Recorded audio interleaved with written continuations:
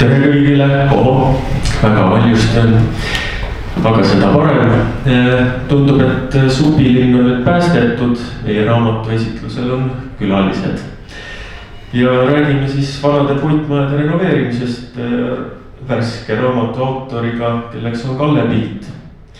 No Kallet me teame eelkõige selle järgi, et ta on Eesti üks juhtivaid eksperte igasuguste biokahjustuste vallas, olgu selleks siis hallitus või majavamm või hoopis kahjurid. Ja Kalle teine suur tegevusvaldkond on ehitustegevus, kaasa arvatud ka vanade majade renoveerimine.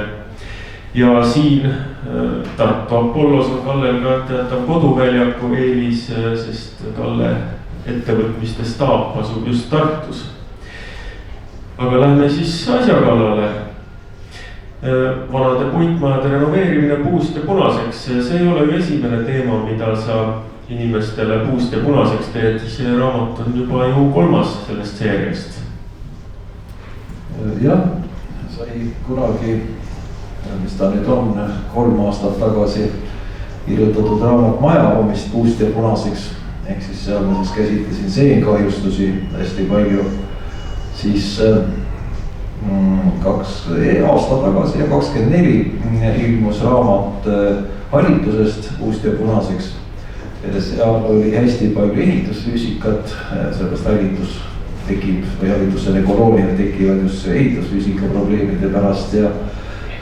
Ja nüüd siis sai lugejate tungival soovil kirjutatud raamat vanade puitmajade renoveerimisest. Et siin oli 2 võimalust, et kas kirjutada putukatest, puitu kahjustavatest putukatest või siis natuke üldisemalt. Ja lõpuks pärast sotsiaalmeedias tehtud küsitlusi siis otsustas sotsiaalmeedia lugejaskond, et vanade puitmajade renoveerimine on tähtsam kui ainult putukad. Ja siis sai tehtud niimoodi, et need putukakahjustused said lihtsalt siia raamatusse sisse pandud, et siin kahjustustest kõige rohkem käsitletud just puitu kahjustavate putukate kahjustusi. Nii et turu nõudmine ei ole antud hetkel sõnakõlks, vaid turg sõna otseses mõttes ootaski seda raamatut. Sotsiaalmeedia, mis tänapäeval on üldse kõikvõimas, seal oli ikkagi väga palju nii küsimuse püstitusi, millele vastuseid otsiti, kui ka anti väga palju selliseid oma kogemusi ja soovitusi, et millest võiks kirjutada, nii et sotsiaalmeedia tänapäeval igati abiks. Aga räägime siis siin raamatupoes ka sellel ketserlikul teemal, et miks üldse kirjutada raamat, kui on ju kogu maailma info on kusagil Google'is olemas, kusagil tehisintellekti haardeulatuses olemas, miks kirjutada raamat? Sotsiaalmeedias ja internetis inimesed hästi tihti kirjutavad seda, mis neil nagu hetke emotsioon on ja mis meeleolu on. Aga raamatu kirjutamine on pikk protsess, et seegi raamat on siin rohkem kui 1,5 aastat küpsenud. Nii et seal tuleb palju rohkem asju läbi mõelda ja ütleme niimoodi, et ei saa väga pealiskaudselt suhtuda. Et selle raamatu valmimisega ka sai siin mitu asja läbi mõeldud ise ka rohkem kui tavaliselt ja tehtud ja miks mitte internetis. Internetiga on selline paha asi, et see tehisintellekt, mis nagu praegult väga populaarne on, see tehisintellekt võtab ju informatsiooni või need algallikad on igalt poolt internetist ja need ei pruugi alati olla tõesed, ehk siis enamus ei pruugi olla alati tõsi. Võiks isegi vastupidi öelda, et näiteks ehitusvaldkonnas internetis olev reklaam on ikkagi rohkem internetis on rohkem reklaam. Ehk siis, et kui ehitusmaterjale ka vaadata, siis seal ei tooda kõike esile, seal tuuakse just positiivsed küljed esile, sellel lihtsal põhjusel, et see tehisintellekt võtab kõik reklaamidest seda ja kodulehtedel seda informatsiooni. nii et raamat selles mõttes pakub ikkagi mingit terviklikku ja just eksperdi seisukohast sellise objektiivse käsitluse. Kas, kui sa oled nüüd käinud ilmselt tuhandetes majades, kui palju sa üldse märkad selliseid puhtalt teadmatusest tehtud valesid töövõtteid, mis on siis viinud kas mingite biokahjustuste tekkeni või üldse konstruktsiooni ennast kahjustanud? Kuna mind kutsutakse hooneid vaatama enamasti siis, kui ongi mingisugune jama, siis paraku pean tunnistama, et väga paljudes hoonetes, kus ma käinud olen, ongi mingi jama tehtud. Ehk siis need samad esimesed raamatud, mis kirjutatud said majavammist ja ka hallitusest, siis näiteks majavammil võin ma julgesti öelda, et kuskil 80 või isegi natuke rohkem protsenti on tingitud inimeste enda vigadest ja teadmatusest. Ja selles raamatus puitmajade renoveerimine, vanade puitmajade renoveerimine, ma proovingi anda siis selliseid soovitusi ja õpetusi, et kuidas ehitada niimoodi, et neid vigu ei tuleks ja see hoone, mis saab renoveeritud, kestaks ikkagi mitte mõni aasta nagu majavammi puhul teed põranda, 3 aasta pärast tuleb uus põrand teha, aga vaid ikkagi aastakümneid ja miks mitte isegi aastasadu. Aga kellele see raamat on nüüd otseselt mõeldud, kas sellele, kes hakkab oma kodus ise omaenda tööriistadega remonti tegema või võiks seda raamatut lugeda ka näiteks korteriühistu esimees, kes hakkab remondifirmat tellima?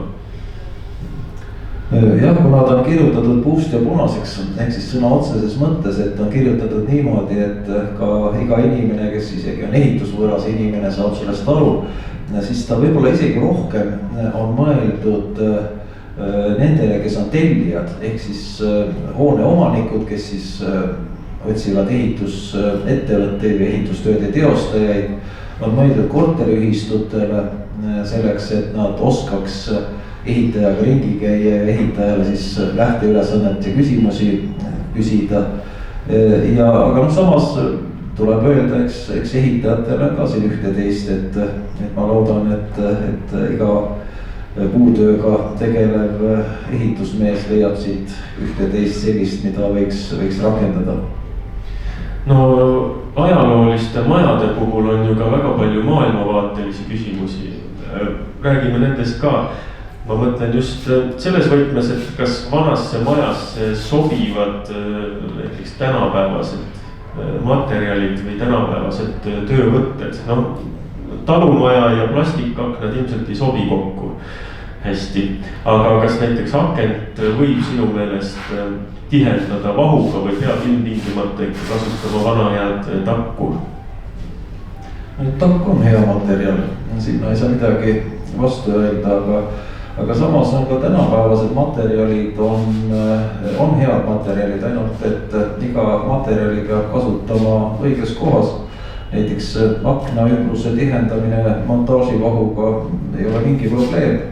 See on isegi positiivne, aga jah, need, kes tahavad võib-olla loodussõbralikumalt, need võivad tihendada takuga, nii et iga materjal on millekski hea, et ei saa öelda, et üks või teine materjal on läbinisti paha, aga ei saa ka öelda, et üks või teine materjal on läbinisti hea, et valikute küsimus kõik. Oled sa ka näinud, et näiteks kipsplaadiga on midagi kurja tehtud, kui sa oled kiiganud kipsplaadi taha?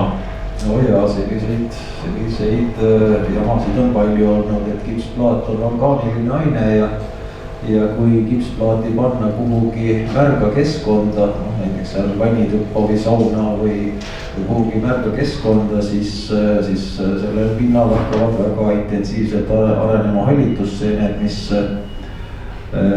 ja kipsplaadi pinnal on just sellised hallitusseened, mis on inimese tervisele eriti ohtlikud, nii et selles suhtes, et sellega on jama palju tehtud. Aga näiteks jälle, kui kasutada kipsplaati täiesti kuivas küttega ruumis, kus mingisuguseid niiskuse probleeme ei ole, siis sinna ta sobib.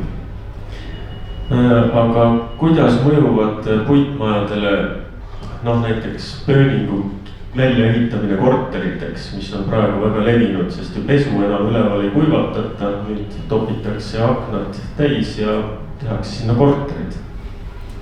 jah, see on nüüd tõesti kuum teema, sellepärast et väga paljusid kortermaju ehitatakse ümber ja just niimoodi, et pööning ehitatakse korteriteks. ega ta hästi ei mõju selles suhtes, et kui nüüd pööning välja ehitada, siis kui vanasti kõik see soe ja saasteainete rikas õhk tõusis üles, siis sealt ventileeriti ilusti katusealusest välja, siis nüüd, kui see katusealune kinni panna tihedalt, panna sinna aurutõkked ja õhutõkked ette, siis paraku jah, see soe ja saasteainete rikas õhk tõuseb küll üles, aga tal pole sealt enam kuhugi minna. ja see tekitab tõsiseid probleeme, ehk siis need korterid, mis seal viimasele korrusele rajatakse, nende sisekliima on halvem ja võiks isegi öelda, et terve maja sisekliima on halvem, nii et jah, paraku see ei ole kõige parem, aga noh, samas ma ikkagi võtsin ka selle teema, kuna see on nüüd väga kuum teema, võtsin siin raamatus ette ja siin päris lõpus on ka õpetused, kuidas siis ehitada niimoodi seda viimast korrust välja, et seal probleeme ei tekiks. nii et kui sinna ikkagi jätta ka räästast katuseharja suunduvad õhukanalid ja üles jätta väikene kolmnurk, kus siis on nagu toimib nagu väikene pööning ja sealt siis ventileeritakse see õhk välja, siis tegelikult siis ehk nii palju probleeme ei teki. et siin on nüüd hea joonis ka leheküljel 307 selle kohta, et kuidas siis lahendada nii katuse konstruktsiooni kui ka soojustust niimoodi, et see probleeme ei tekiks. nii et sa oma raamatus ikkagi lepid sellega, et on olemas trendid, mida paratamatult järgitakse, mis on ka majanduslikult tõhusad, et pigem siis kuidas nendest parim võtta. jah, et alati, kui on halvemad lahendused, siis peab mõtlema, et kuidas siis need halvematest parimad leida, et midagi teha. Kui nüüd inimene täna ei ela veel puitmajas, aga plaanib puitmaja osta või korterit puitmajja, kas tema leiab siit raamatust ka midagi kasulikku? Ostmise jaoks, kuna see ostmisega on hästi palju probleeme olnud ja ma olen ka olnud pikka aega riiklikult tunnustatud ekspert, ehk siis käinud mööda kohtuid erinevate probleemidega, siis ostjatele ma tegin kohe eraldi peatüki vana puitmaja ostmine ja seal on siis alates sellest, et kuidas kõigepealt läbi mõelda see, mida te soovite, siis kuidas vaadata kuulutusi, mida vaadata kuulutustes ja kuidas siis selle kuulutustes olevate info põhjal selekteerida välja need, kuhu kohale minna ja siis kui kohale minna, mida siis vaadata. et siin mulle äsja oli kinnisvaramaakleritele oli just koolitus siin üleeile Tartus ja siis seal ma ütlesin, et ma oma raamatus õpetan, et peab hästi tugeva prožektori kaasa võtma ja vaatama igasuguseid nurgataguseid ja aluseid ja kapitaguseid ja selliseid kohti, kuhu muidu ei vaadata, siis kinnisvaramaaklerid, ma nägin, kohe silmad läksid suureks ja käed hakkasid värisema, et jah, see hoonete ülevaatamine, et eestlane on siuke tagasihoidlik inimene, et ta ütleme natukene häbeneb kuhugi vaadata, aga vastupidi, tegelikult seda peab tegema. ja kõige viimane õpetus siis seal ostmise juures on see, et kuidas seda ostumüügitehingut sõlmida ja seal on sees täiesti oluline punkt, mille ma arutasin läbi ka notaritega, mul oli ka notarite kojas koolitus siin mõned kuud tagasi ja tuleks iga vana puitmaja ostmisel peaks ostumüügilepingusse sisse panema punkti, et esineb vanades sellise vanusega hoonetes esineb biokahjustusi ehk siis hallitusseente, puitu lagundavate seente ja putukakahjustusi. nii et siit saavad mitte ainult ostjad, vaid ka müüjad abi.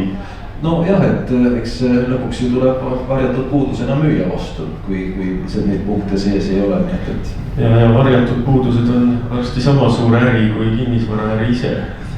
paraku mõned inimesed kasutavad võib-olla seda natukene negatiivselt ära jah, et aga noh, ütleme alati tuleb eeldada, et inimesed on head. Muinsuskaitsjad tihtipeale veavad majaomanikega vägikaigas, näiteks kas laudis on korrektne ja muud sellised detailid. Kas puitmajas on ka sellised asjad, mida peetakse võib-olla iluasjaks, aga tegelikult millel on ka mingi funktsioon, no näiteks laudise profiil, kas seal on mingi mõte, miks ta just selline sooneline on või võib seda meelevaldselt asendada?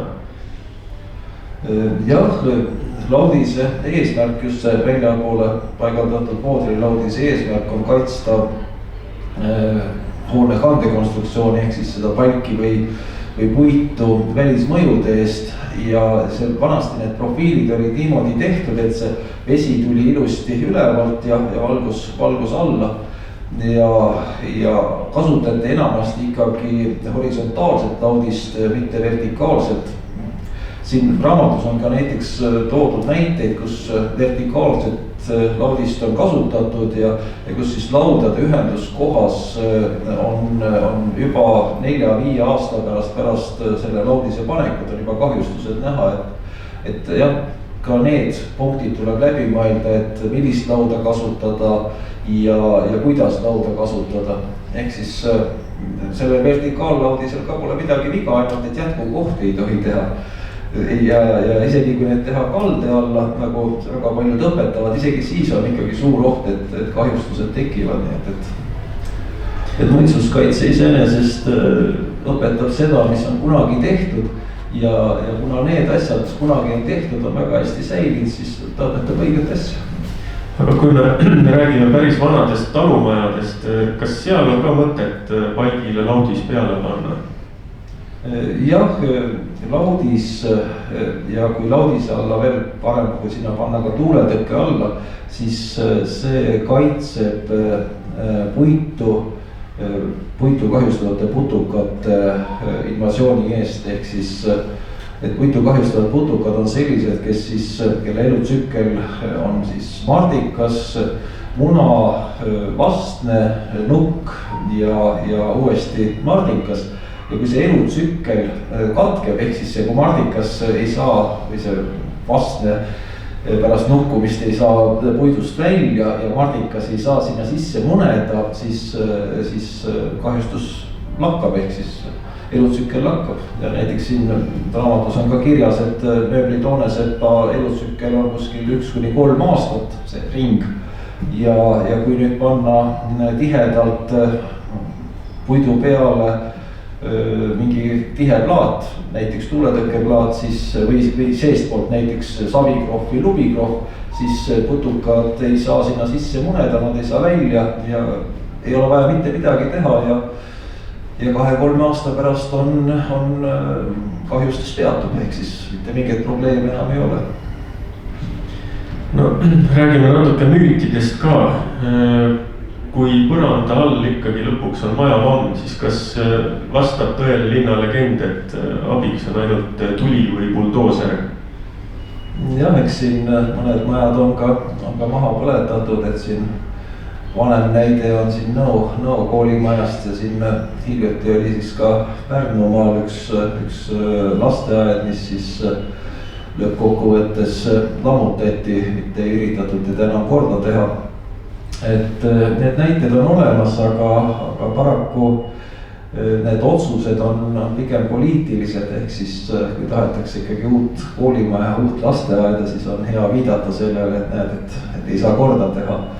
Siiani on küll enamus hooneid, kus on majavamm siis kas põrandas või ka seina levinud, et neid hooneid on võimalik korda teha ja need õpetused on ka raamatus antud. Võib-olla kõige olulisem ongi see, et kuidas taastada, ehk siis kuidas rajada põrandad niimoodi, et seal ei tekiks soodsaid tingimusi ja veel kord need õpetused on siin kantud. Aga kui nüüd vanal talumajal on näiteks alumised palgid on tehkinud, kas siis saab maja lihtsalt üles tõsta ja alumised palgid välja vahetada?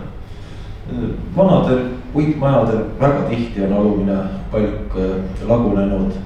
eriti siis, kui on madal vundament ja paraku madalad vundamendid olid tihti, nii et selliseid probleeme tuleb ette ja siin, kuna vundament ja seina alaosa ja põrand, jälle sotsiaalmeedia inimesed kirjutasid, et need on eriti olulised osad, siis siin sai vundamentide puhul eraldi välja kirjutatud õpetused, et mida siis teha, kui vundament on kas siis juba maapinnast allpool see vundamendi pealmine kiht või on väga madal.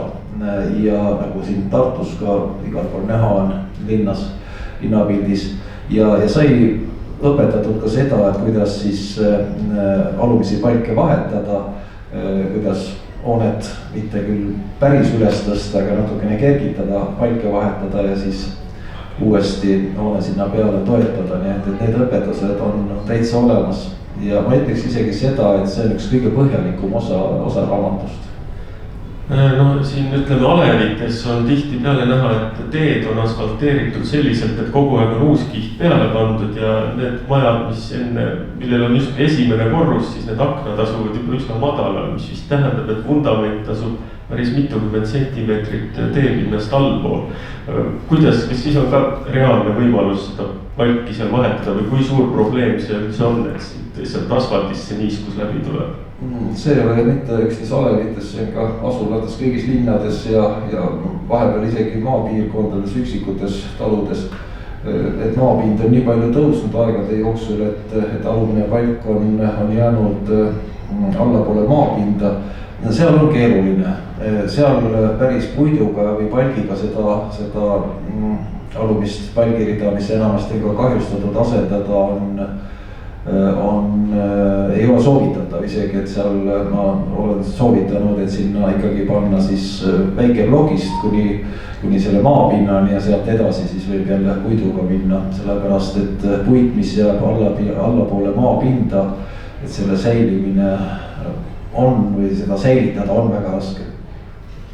Ma võin muidugi nüüd saladuskattel öelda, et teil on praegu võimalus ka Kallelt küsida, nii et me tänase esitluse ajal mingisuguseid arveid selle eest ei väljasta, nii et kes tahab tasuta konsultatsiooni saada, võib tõsta käe ja küsida kohe praegu. Tegelikult sa luges niisama ka küsida pärast seda etteastet ka, et ma ikkagi meilidele ja telefonidele vastan nii palju, kui ma suudan ja arved selle eest kunagi ei esita. Aga jah, need on võimalus küsida nii raamatu kohta kui ka selle valmimise kohta, kõige kohta. Nii, palun. Jaa, tere. Vanade puitmajadega inimestel seostuvad tihti tugevad positiivsed tunded ja tahetakse alati neid renoveerida, aga ma küsin nagu eksperti vaatest, millal üldse on mõttekas veel vana puitmaja renoveerida, eelkõige kui on tegemist talumajaga juba kahjustatud ka osaliselt, et kus see piir nagu jookseb? Alati. Sellepärast, et see, mis on nagu see vana puit, mis on säilinud, mis on hästi säilinud, seda ei saa enam mitte kuskilt, ehk siis ta on kunagi õigel ajal metsast valitud, õigest kohast valitud, ehk siis seal metsa keskelt, kus on tihedad aastarõngad, ta on õigel ajal langetatud, ta on väga heade töövõtetega sinna seina pandud, ehk siis et pigem on jah, et pigem ma alati soovitan säilitada, aga on olnud mõningaid juhtumid, kui tõesti see hoone seisukord on nii halb olnud, et ei ole võimalik säilitada, et aga need on võib-olla siukene üks mitmesajast ikka, et võib-olla ka isegi 1000, et neid on väga vähe, kus ei ole võimalik säilitada. Et ma enamasti soovitan elumajad, siin raamatus on ka põhirõhk on ikkagi elumajadel. Kõrvalhooned, nendega natukene teine asi, et näiteks olen näinud kuuri, kus väljapoole oli pandud plekk ja sissepoole tõrvapapp ja siis seal vahepeal oli siis topeltlaudis. Seal ei ole mitte midagi säilinud, no sellistel puhkudel jah, ei ole midagi teha. Või siis näiteks need vanad kuurid või ka küünid, kus on puitkarkass, kus on postid, eks ole, ja peal siis katuse laetalad ja katus. Ja kui seal on ikkagi nii tugevad kahjustused, siis nende puhul jah, ma olen käsi laiutanud ja öelnud, et ehk parem on uus ehitada kui vana. aga elumajade puhul, elumajad, seal on midagi rohkem kui see maja ise, eks ole, seal on need mälestused, seal on need vanad töövõtted, ta on nagu sihuke vana väärikas, et ma alati olen öelnud, et ikkagi võiks säilitada ja ka lõppkokkuvõttes, eks see on omaniku enda otsus, et kui palju ta säilitab. siin raamatus on ka niimoodi, et ega ei ole öeldud, et nii on õige või nii on õige, siin on antud hästi palju soovitusi, on antud hästi palju võrdlusi. ehk siis näiteks küttesüsteemide puhul sai tehtud päris selline SWOT-tabel, tugevused, nõrkused, ohud, võimalused, kus siis iga küttesüsteemi kohta olid erinevad punktid pandud kõikidesse tabeli lahtritesse, siis omanik saab ise mõelda, eks ole, et siin ei ole nagu öeldud, et nii on õige või nii on vale. see on igas inimeses, iga inimese väärtushinnangutes, iga inimese soovides kinni. selle vana puiduga on vist kuidagi niimoodi, et mida halvemates tingimustes puit kasvas ehk mida aeglasemalt, et seda tugevamaks ta sai. kas sa oled nagu tähele pannud, kas sellist tugevat, tihedat aastarõngastega puit on üldse nagu saadaval ka? tänapäeval on, aga väga-väga vähe. ehk siis tänapäeval loetakse selleks raieküpseks okaspuu, mis on 80 aastat vana. vanasti oli ta ikkagi 130–140 aastat vana ja see tähendab seda, et see puidu keskosa ehk lülipuidu osa oli palju suurem.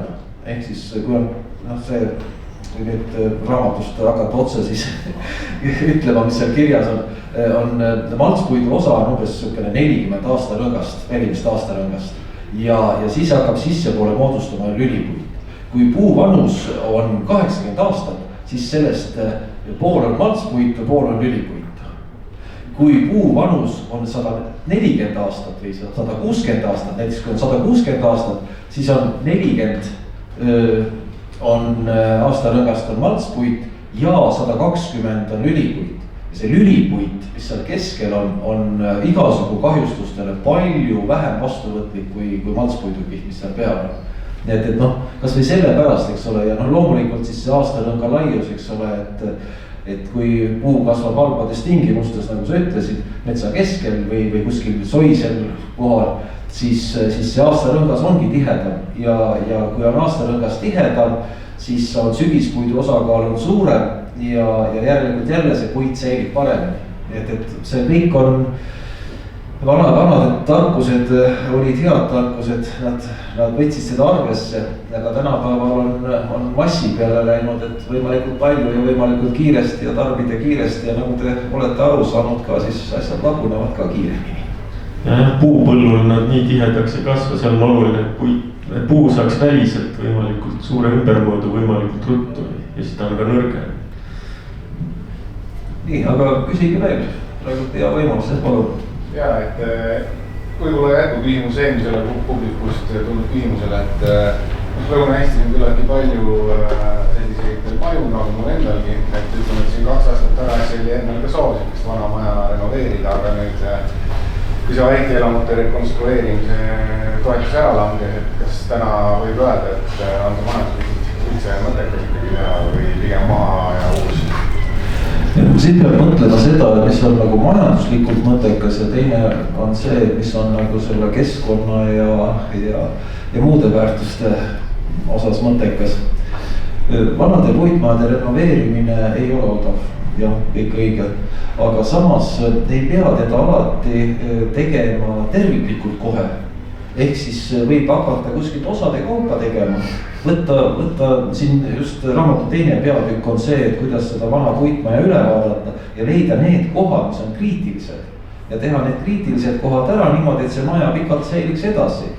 et ei pea kõike korraga tegema ja teine asi on see, et kui nüüd seda vana puitmajat teha, siis inimeste mugavustase on ehk väga kõrgeks läinud, et kui me siin noor olin, siis toas oli 18–20 kraadi, polnud häda midagi. ehk siis panid sokid jalga ja mängisid ikka seal põranda peal edasi.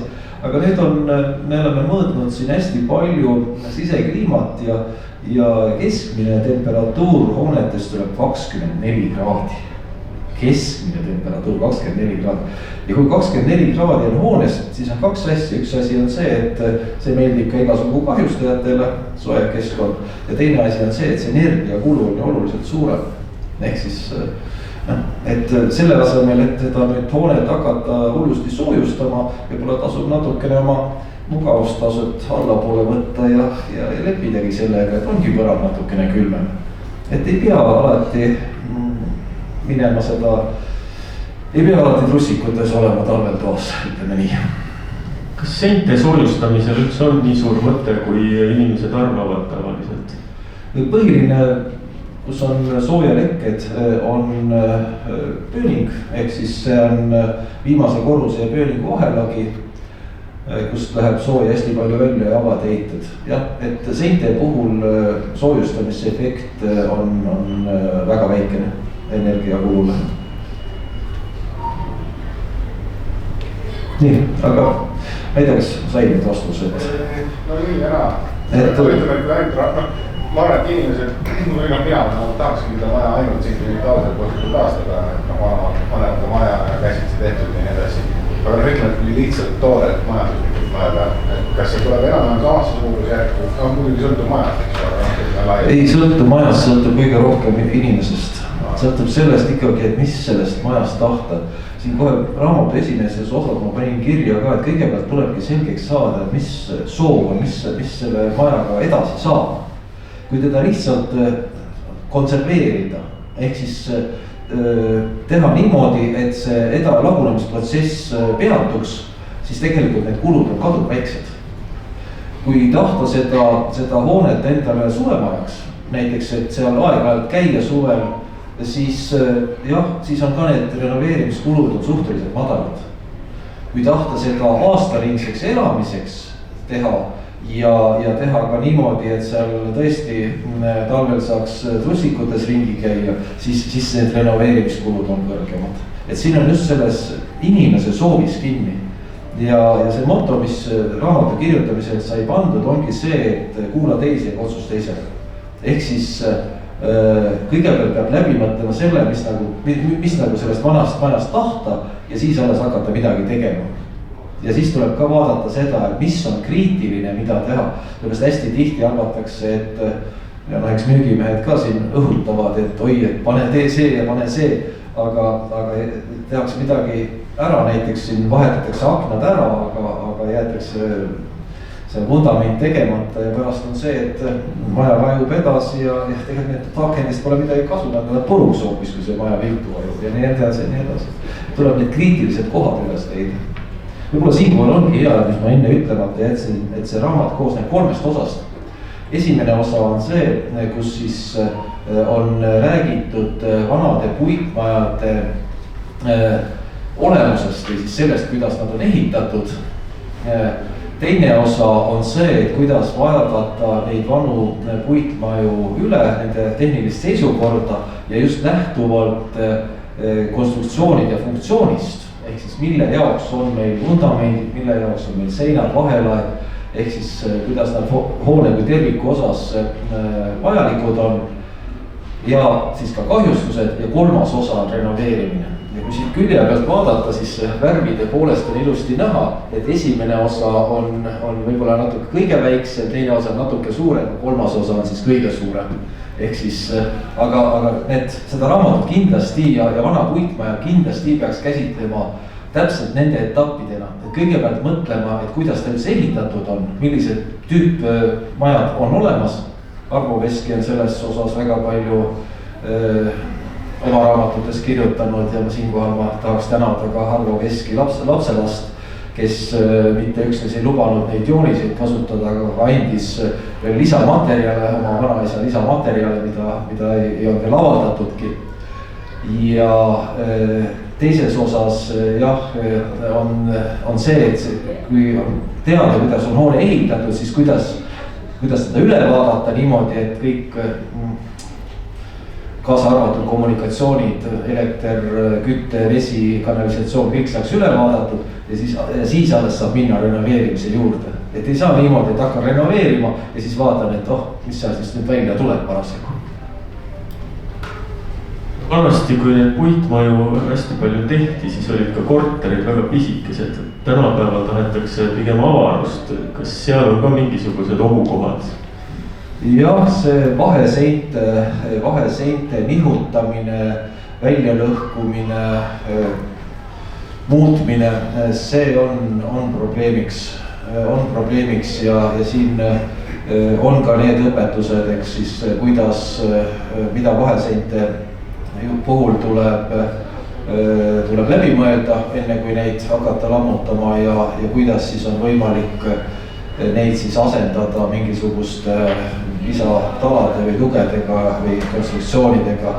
Ja siis sellega seos mul tuli veel meelde, et teine väga oluline, mis tänapäeval palju tehakse, aknaid tehakse suuremaks. Ja tehakse kohe palju suuremaks. Ja siin sai pandud, ma õigesti mäletan, või vähemalt 10 punkti, mida tuleb enne läbi mõelda, kui hakata akent suuremaks tegema. Seal on väga palju ohtusid, ehk siis, mis võivad seda hoone konstruktsioone hoopis halvemaks teha. Ja loomulikult, kui need punktid on läbi mõeldud, siis on ka õpetus, et see, mida siis tuleks teha, et aknaava suuremaks teha või kuidas on võimalik seda suuremaks teha. Kas tuleb selliseid juhuseid ka ette, kus maja on ehitatud kunagi kas eelmisel iseseisvuse ajal või midagi ja selle kohta tegelikult ühtegi projekti ei olegi säilinud ja osa asja tegi võib-olla peremees ise kuidagi ringi. Võib-olla ei ole projekti järgitudki. Enamus. Et ütleme nii, et kuna küsin sai võetud, et mis asi on vana puitmaja, siis ma võtsin selleks piiriks 50. Ehk siis 50 aastat, ehk siis 1975 ja varem ehitatud. Ja peaks kurbusega ütlema, et see originaalprojekt on väga vähe säilinud. On inventariseerimisjoonised, mida nõukogude ajal tehti. Neid on rohkem säilinud, aga need on juba muudetud, et need ei ole enam originaal, mis oli hoone algselt, nii et hästi palju on seda, mida tuleb ise üles joonistada ja ise läbi mõelda. No ja siis veel 90-ndad, kui tulid uued trendivõimalused. Neid ma ei käsitle. Nii, aga veel midagi. Jah, olen. Nendest tänapäevastest mugavusstandarditest rääkides, et niisked ruumid vanas palkmajas, et kas tundub, et ongi ainult mitme halva vahel valida, et parem variant halbadest, et kas neid õnnestub kuidagi lahendada ka niimoodi, et see oleks pikaajaliselt püsiv? Seda saab, kuna iga vana maja on eriline, siis seda saab lahendada mitmeti. Kui on näiteks rehielamud, kus on küün, rehealune ja siis elamu, siis seal ma olen soovitanud need niisked ruumid ehitada sinna küüni või siis rehealuse ossa ja teha majas. Ehk siis tehagi nagu sinna maja sisse eraldi täiesti isoleeritud ruumid ja need ongi niisked ruumid. Kui seda võimalust ei ole, siis jah, siis on natukene keerulisem, aga on võimalik. Et on võimalik ka niimoodi lahendada, et ei olegi halb variant, et tuleb hea variant välja. Ja niiskete ruumide peale ka siin on hästi palju rõhku pandud, et siin on hästi palju käsitletud Soome erialast kirjandust just niiskete ruumide põhjal, niiskusturvalisuse põhjal või niiskusturvalisusest ja see on nagu siin kuni joonisteni väljas, et kuidas siis need uksepakud, kuidas need alumised nurgad teha, kuidas seinakonstruktsioonid on head, et seda on siin käsitletud ja et on võimalik. Ma ise tegin oma kodu või maakodus, oli ka 100 aastat vana, natuke üle 100 aasta vana isegi maja ja tegin vannitoa sisse ja ei ole häda midagi. Ehk siis püsib ilusti ja lihtsalt tuleb läbi mõelda, et kuidas teha.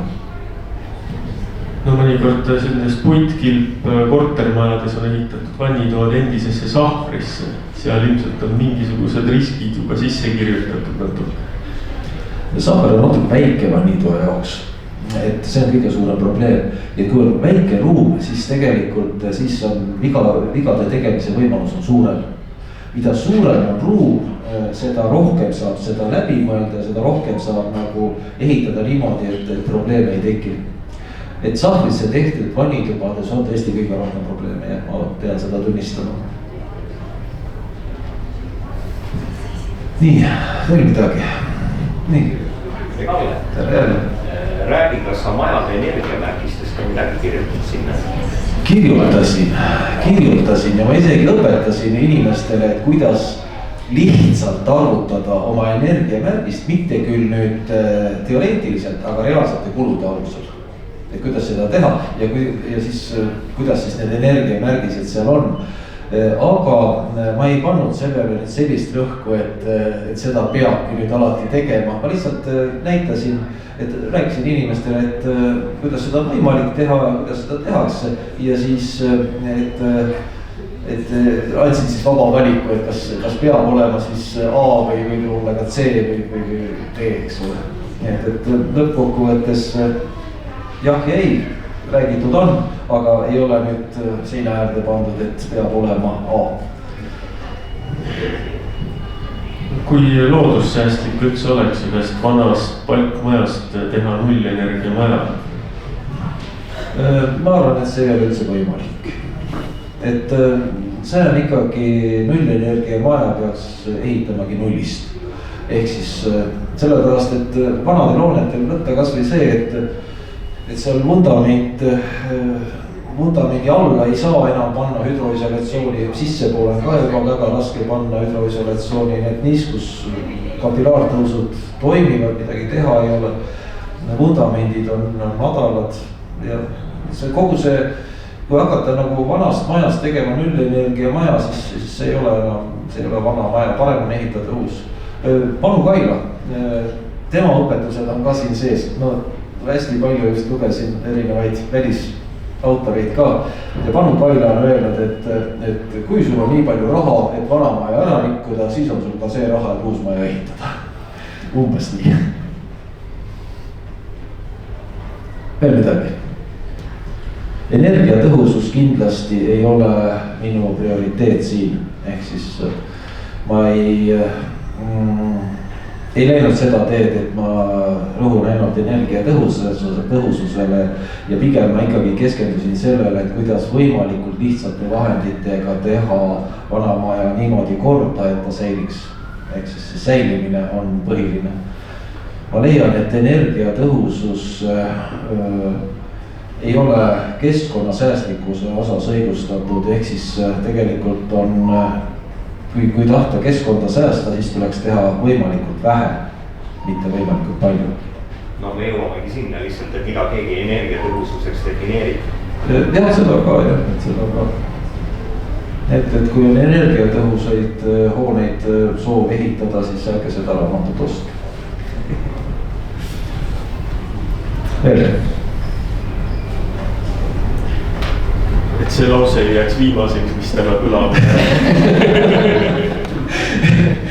et jah, tegelikult ma ütlen siis teistpidi, et kõik, kes tahavad oma vana maja korda teha niimoodi, et see vana maja ka säiliks pikalt edasi, siis ostke seda raamatut, pigem siis niipidi.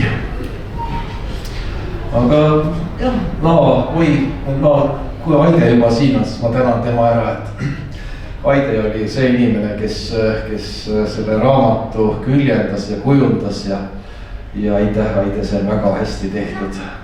Ja tegelikult mul oli kõik 3 väga head abilist, Marike Laht, kes tegi joonised, ütleks täpsemalt joonistused siia, sellest need ei ole AutoCAD joonised, siin on lihtsalt joonistused, et inimesed saaks aru. Teine oli Aide, kes selle küljendas ja kujundas ja 3. oli Anu Tons, kes selle keelekorrektuuri tegi. Nad kõik olid mitte eriala inimesed. Ehk siis see oli meelega valitud niimoodi, nad on ka eelmised raamatud täpselt samamoodi kujundanud. Sellest, kui ma tahan teha puust ja punaseks ja kui ma kirjutan selle ise eriala inimesena ja lasen küljendada, kujundada eriala inimesena ja keelekorrektuuri teha eriala inimestel, siis need, kes ei ole eriala inimesed, need ei saa sellest mitte midagi aru. ehk siis tegelikult Anu oli väga tubli, ta tegi selle keelekorrektuuri täpselt niimoodi, et kui ta aru ei saanud, siis ta ütles, et kirjutame kuidagi teistmoodi. Ja kirjutasimegi teistmoodi ja täpselt samuti Aide kujundas selle raamatu niimoodi, et ta on nagu kõigile arusaadav. Nii et selles suhtes see oli väga hea ja õige otsus ja Marikese joonised või joonistused on siin täpselt nagu rusikas silmaauku, et nad on lihtsad, nad on arusaadavad. Ja need, mis ma esimeses raamatus Majapommist puust ja punaseks tegin AutoCAD-i joonised, siis seal paljud inimesed ütlesid, et no ei saa aru sellest joonisest. No see oli oli see 2-tasapinnaline joonis, eks ole, et noh, ei saa, aga siin on nüüd 3-tasapinnalised joonistused, nendest saab palju paremini aru.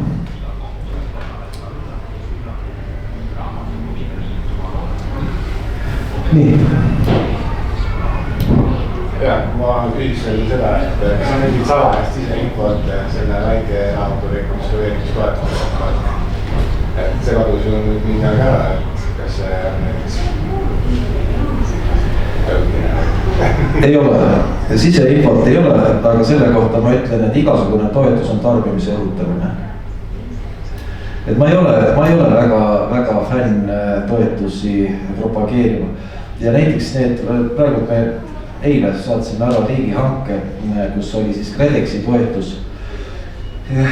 Saatsime küll riigihanke pakkumise sinna ära, aga need tingimused ja see, mis seal kõik üles on loetud, need ei ole enam selleks, et see hoone säilitada ilus saaks, et seal on juurde pandud ikkagi nii palju erinevaid nõudmisi, et see hind iseenesest tõusis oluliselt rohkem, kui see toetuse summa on.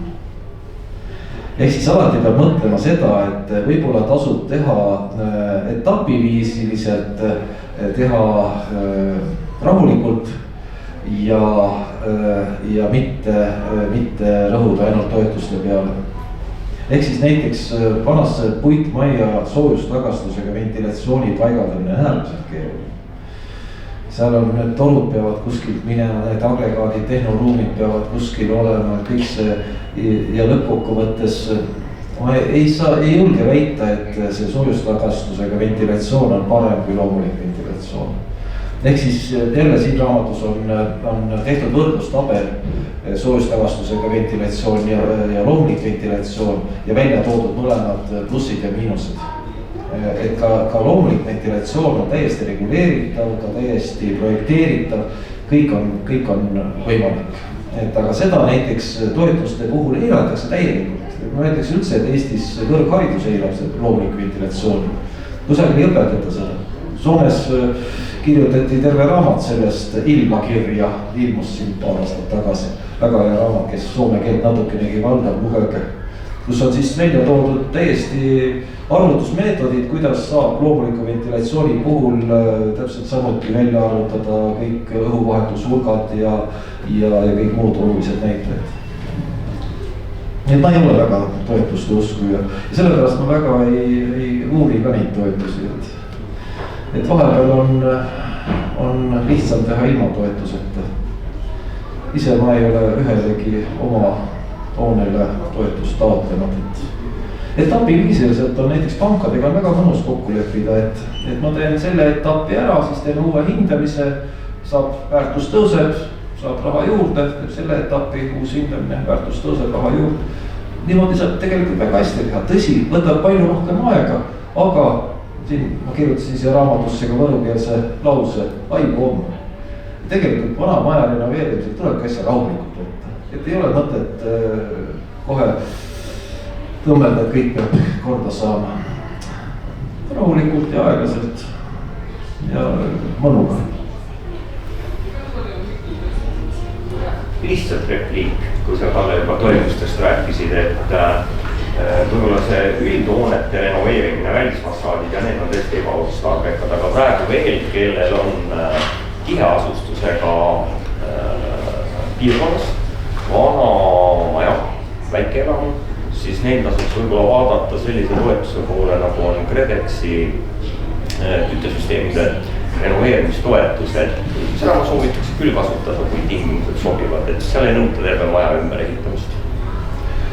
jah, aga nad eiravad ahjusid. ei eira, mis nad seletavad? ikka on, no vähemalt KredExil need üldrenoveerimise projektid. see on konkreetselt takkekütte süsteemide peale kirjutatud. no vot jah, siis jah, väga õigus.